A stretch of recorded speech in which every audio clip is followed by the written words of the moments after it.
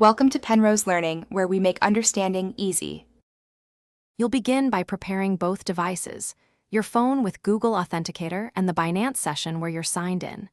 Once those are ready, open Binance Security and choose Google Authenticator to start binding. You'll see a QR code and a secret key. Do not skip saving that secret. Scan the QR with the Authenticator app immediately or manually enter the secret if the camera fails. Make sure to store the secret in a safe place before proceeding.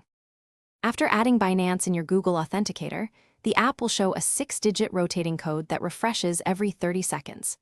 Enter that code into Binance's verification field and submit. Binance will verify and link the app.